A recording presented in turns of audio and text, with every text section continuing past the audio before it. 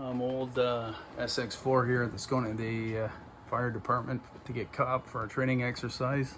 On his deathbed here has given us a learning opportunity. Let's take a look. Just a bit of context to the story here, guys. This car has been out of service for 2 or 3 months now, since it was replaced by the silver SX4 behind it. This car's got 416,000 and change on it. It's going to be retired. It was sitting in my driveway. Why was it pulled from service? The alternator gave up the ghost, and it was kind of the straw that broke the camel's back, decision-wise, for, you know, when you consider getting another car. So it sat in the driveway for 2 or 3 months, as I said, and because the alternator was gone, I guess I was kind of, you know, I didn't really do my part to maintain the battery, because the battery was flat. You know, of course, I tried to charge it briefly, and it wasn't sufficiently charged, and the crank was extremely slow. There is a real risk to your starter and electrics when the battery voltage is very, very low and the starter rotation is very, very slow. Check it out, see if you can make sense of what I'm saying in the video. This isn't going according to plan. After a few short, very low speed cranks, my starter stopped rotating, and I think that's why. That's the braided line out of the solenoid to the starter proper, and it looks absolutely cooked. That's the danger of trying to crank the engine with a low battery. The starter's not spinning fast enough to generate any kind of counter EMF to limit the current, and the current just skyrockets, and you can roast something. You can see it's in extremely poor condition, and that looks absolutely cooked to me. I think the only way I'm going to get this started now is to bump start it. So how come I can't hear the solenoid clack even if the starter is the feet to the starter is shut? Well, I think we can rationalize that. So here's the ignition switch here, guys. So long as we're in the start position, there's power comes through here, applies power to the start relay, and so long as the ECM is happy, you've got the correct key, everything's happy with the security system, the ECM will allow ground to be applied here, and it pulls in. Again, this is just a small relay inside the junction box, and close this contact here, allowing the battery power to come down, and is applied to the solenoid portion of the starter.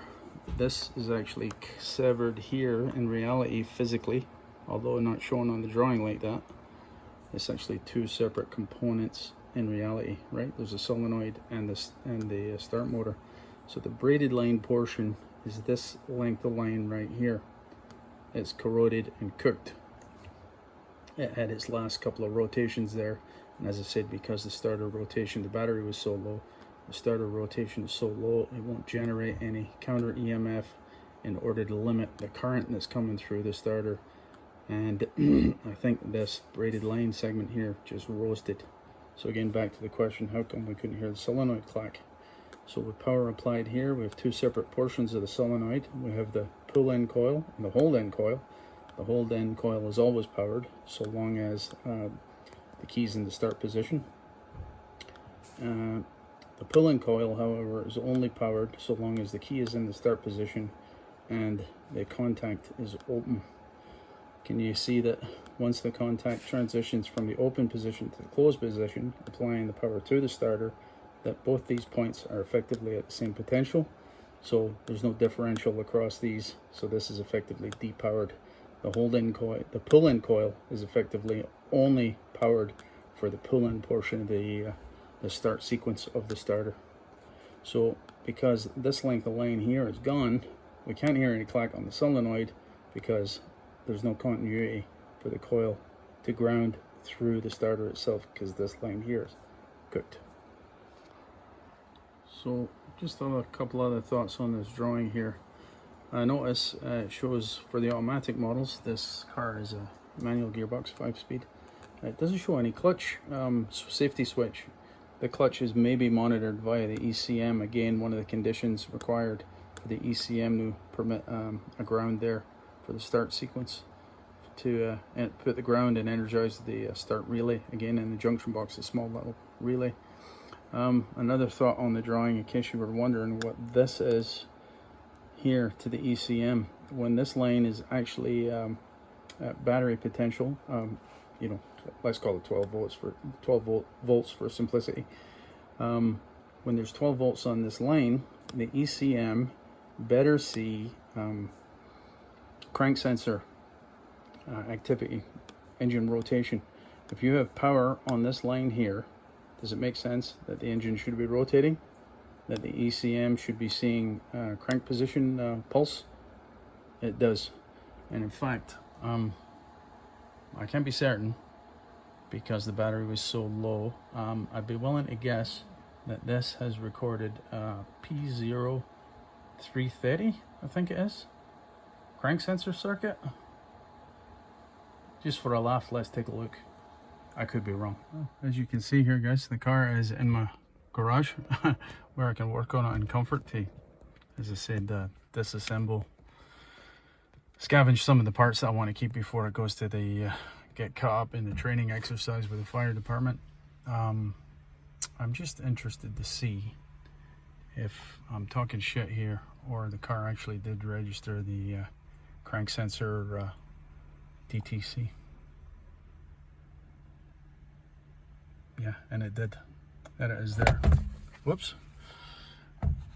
I was mistaken about the code itself. It's not a 330, it's a 335, and that it is there.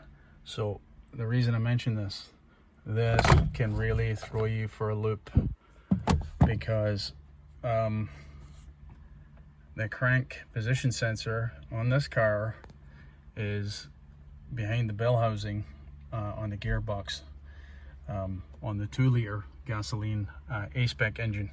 I believe they changed it for the B-spec, but on the A-spec engine is behind, don't quote me on the change for the B-spec, I'm no certain about that, but I've had the gearbox off, not this particular car, but on an A-spec engine. I've seen the crank sensor for myself. You need to remove the gearbox to get access to this sensor, or at least split it sufficiently where you could work, which is basically splitting the gearbox, removing the gearbox anyway, right? Hang on, I've caught myself telling filthy lies again. I actually pulled up this still from my own video on the clutch replacement on my boy's car there, guys. The flywheel itself is removed, so what you're looking at here is the rear main seal, the backside of the crankshaft, and if you look just above it at the 12 o'clock position, you can actually see the crank sensor. So the point is, replacing this crank sensor, especially if it's not required, not only time consuming and costly, you'll be some frustrated when you find out that it has nothing to do with the crank sensor. Be wise to scope this sensor output before you went to this trouble anyway. But I don't imagine it would be the first time in the world that this has happened, where somebody's changed this sensor because of a starter. Anyway, there's a look at the sensor at the 12 o'clock position. So this could be one of those codes that can really throw a wrench into the works. This has nothing to do with the crank sensor. This has to do with the starter, because there's no start rotation for the exact snag, the exact defect that has presented itself. The starter has cooked itself on the braided line to the starter. That exact scenario, because there's power on the line to the solenoid. The ECM interprets that as starter rotation. It is not starter rotation, it is power to the solenoid. They're two different things in reality, right? But this is enough to trip this code. Right. I hope this makes sense, guys. I thought I'd mention it because it is worth mentioning. Just a word about the starter and how this spurious code can be wrongly interpreted. Special thanks to my neighbors, Tom and Will, who helped me push the car into the garage, guys. That's it, boys. Cheers. Well, one last word here, guys. If what I'm saying about the battery being low translating to starter rotation being slow, meaning that there's no counter EMF being generated to buck the current going to the starter and the current is skyrocketing, just sing out in the comments, and if I need to explain that in greater detail, perhaps that's fodder for a future video. Just a thought. Right, this thing. Cheers.